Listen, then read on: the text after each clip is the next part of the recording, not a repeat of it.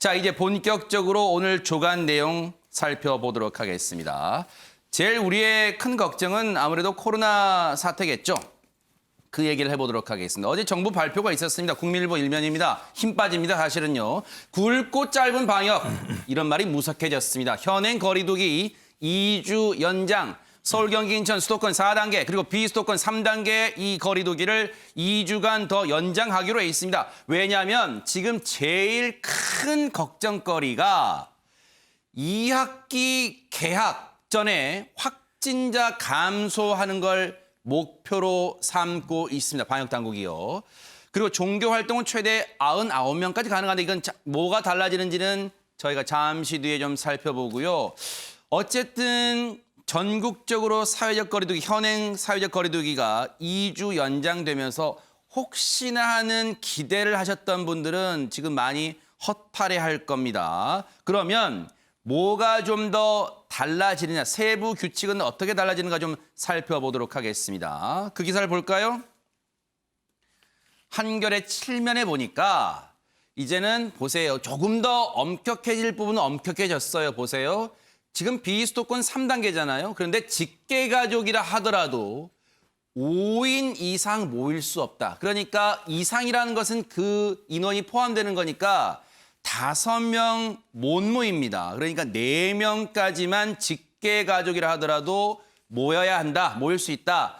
5인 이상 직계가족도 모일 수 없다. 이렇게 됐고요. 구체적으로 달라진 걸 표로 일목요연하게 잘 정의했습니다. 8월 9일 이후 달라지는 방역수칙. 오늘이 7일이죠. 그러니까 다음 주 내일 모레 월요일부터 이제 방역수칙이 새로 적용됩니다. 직계가족 모임 앞서 보셨죠? 현행 사적 모임 4인까지 예외로 인정했고요. 사적 모임 4인까지 4단계에서도 6시 이후 2인까지지만 적용했는데 변경 수칙은 앞서 말씀드린 것처럼 3단계 사적 모임 4인까지 적용한다. 예외 인정 안 한다.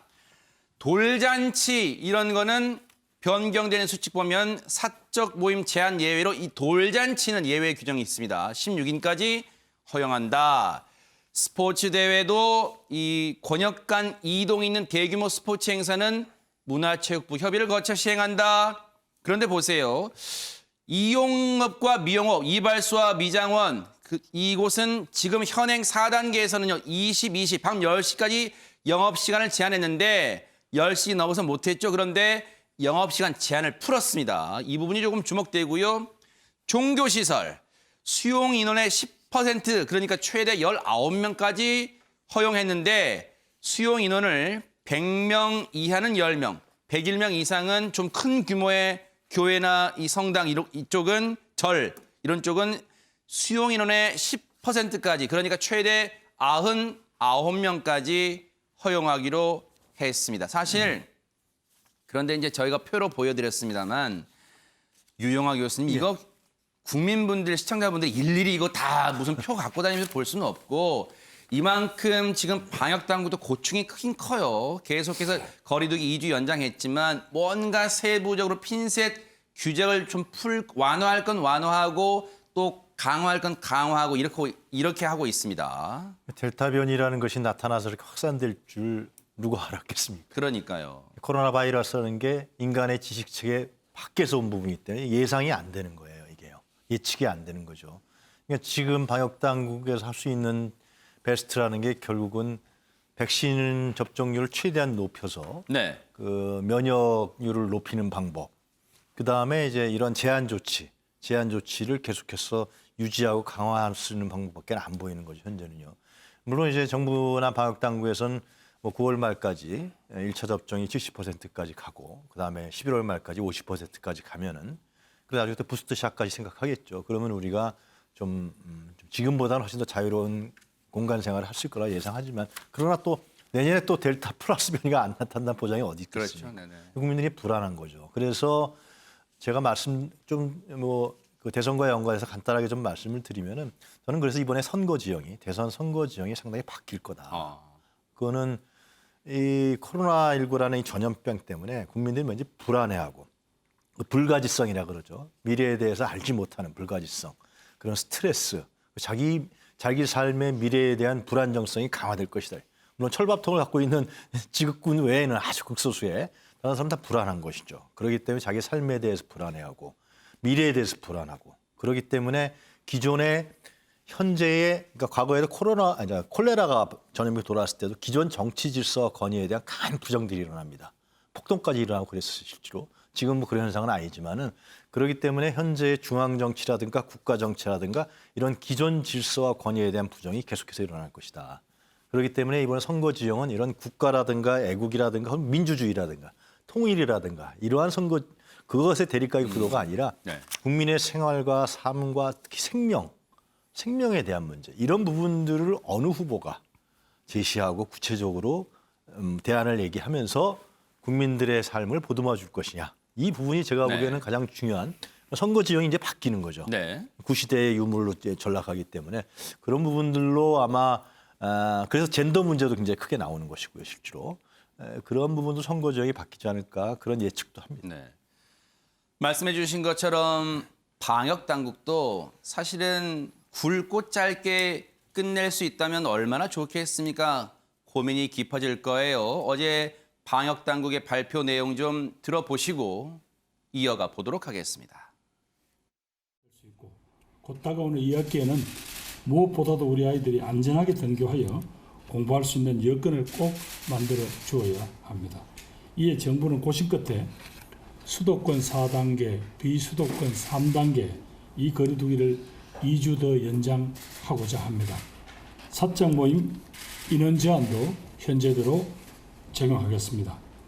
다만 한 달여간 적용해온 방역 수칙 중에서 실효성과 수용성 측면에서 보완이 필요한 사항은 현장의 의견을 토대로 조정해 나가겠습니다. 네. 사실 김부겸 총리도 사실 잠을 잘 못 잘 것 같아요. 얼마나 지금 상황이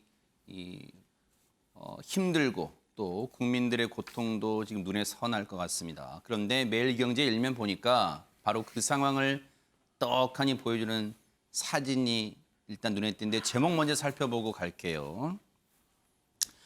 도심 자영업 매출 반토막 났는데 거리두기는 2주 연장하기로 했습니다. 고육지책이라고 표현하는 게 맞겠죠. 방역당국도 뭐 이걸 일부러 했겠습니까? 지금 코로나19 상황을 감안한 조치입니다. 그런데 보세요. 사진 보세요. 제일 눈에 띄는 건 이 유리에 가게 문 유리에 붙어있는 글자일 겁니다. 손님 급구. 참 어떻게 보면 우픈 현실이죠. 일반적이라면 정상적이라면 가게에서는 뭐 장사가 잘 돼서 알바 급구 뭐 이런 걸 쓰는 게 정상적일 텐데 지금 손님 급구 제발 손님 좀 오세요. 지금 먹고 살기 입에 풀칠하기도 힘들 정도로 자영업자 소상공인들 지금 직격탄을 맞고 있습니다. 물론 다른 분들도 생업에 종사하시는 분들 힘들지만 지금 이분들은 손님이 안 찾아오면 힘들기 때문에 이런 간판까지 이런 문구까지 내걸고 있습니다. 그런데 문인철 평론가님 걱정은 지금 휴가철도 휴가철입니다만 이게 또 지난다고 해서 끝나는 게 아니라 중순에 광복절 연휴가 이제 대체 공휴일까지 포함해서 연휴가 사흘 또 있어요. 그렇다면 여전히 코로나 확산세가 줄어든다고 확신을 할 수가 없는 상황에 또 걱정됩니다. 네, 저희는 이제 전문가가 아니기 때문에 전문가들 의견에 귀를 기울일 수밖에 없는데 전문가들께서 하는 말을 들어보면 이렇게 줄어들 수 있는 가능성이 약하다. 그래서 진작 선제적으로 해야 되지 않느냐. 정부가 좀 방심했지 않느냐. 이제 그런 목소리를 내고 있습니다. 7월 중순에 수도권 4단계가 시작될 때 대통령께서는 굵고 짧게 이렇게 말씀을 하셨죠. 그래서 이게 이제 한 몇 주면 4단계가 지나고 2단계, 3단계로 좀 풀어지겠구나. 또 오히려 더 좋아지는 상황이 되겠구나. 기대를 했는데 상황은 짧고 굵은 게 아니라 굵게 길게 가는 지금 상황이 되고 있습니다. 근데 저는 대통령께서 7월 중순에 그 이야기 발언을 했을 때 또 좀 불안했어요. 대통령께서 코로나에 관련된 낙관적인 전망을 할 때마다 결과는 정반대로 비관적으로 변해버렸거든요. 그래서 코로나에 관련된 이제 문재인 대통령의 발언은 거의 머피 법칙이 적용되지 않나 하는 그런 생각까지 들었습니다. 우리 그 머피 법칙이라면은 하는 일마다 잘 안 풀리는 반대로 풀리는 상황을 머피의 법칙이라고 하는데 꼭 대통령께서 이렇게 발언만 낙관적으로 하고 나면 상황이 안 좋아지는 그런 상황이 되고 있는데요. 그래도 뭐 대통령께서 어떻게 뭐 좋은 의미로 했겠지 달리 뭐 나쁘게 해보려고 한 건 아니잖아요. 이제 그 마음은 안 돼요. 그래서 참 그 말을 좀 낙관적인 것은 좀 전문가들 통해서 오고 앞으로는 국민한테 헛된 그 희망을 갖지 않도록 그런 표현은 좀 삼가해 줬으면 좋겠다 하는 생각이 듭니다. 지금 상황을 바라보는 대통령의 마음도 아마 새까맣게 타들어갈 것 같습니다. 아마 걱정이 많이 될 거예요. 누구보다도요. 앞서 이제 코로나 현황 그래프 좀 보여주세요. 오늘 발표된 어제까지의 상황 오늘 이제 발표됐잖아요. 1,800명입니다. 1,800명대. 여전히 걱정이 큽니다. 네, 보세요.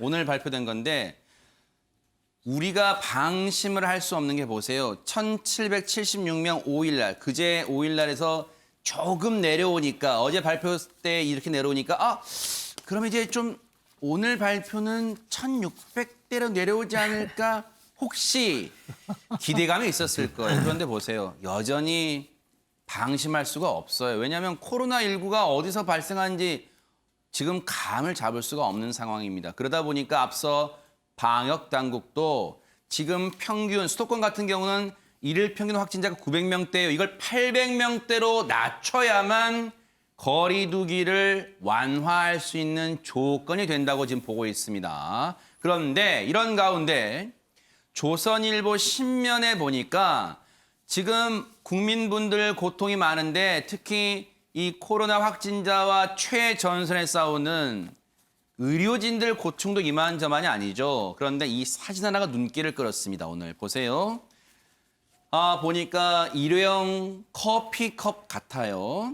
그런데 여기에 뭐라고 써있냐. 무더운 여름 헌신과 노고에 감사의 마음 전합니다. 누가 드렸냐. 전국 카페 사장 연합회에서요.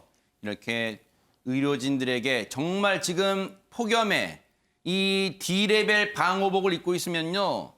땀이 그냥 줄줄줄줄줄 흐른답니다. 왜냐하면 MBN의 취재기자들도 한번 체험을 해봤거든요. 방호복을 입고. 그런데 정말 비 오듯이 땀이 온다는 말이 정말 저절로 느껴진다고 합니다. 그런데 카페 자영업자들이 의료진에게 건네는 아이스커피, 이 선별검사소를 찾아다니면서 음료 기부 릴레이를 벌이고 있다는데 앞으로도 계속 될 거랍니다. 어쨌든 의료진들도 이 폭염 그리고 코로나와 사투에 쓰러지는 일이 없도록 방역당국도 이분 의료진들도 건강을 잘 챙겨주기를 기대해 보도록 하겠습니다.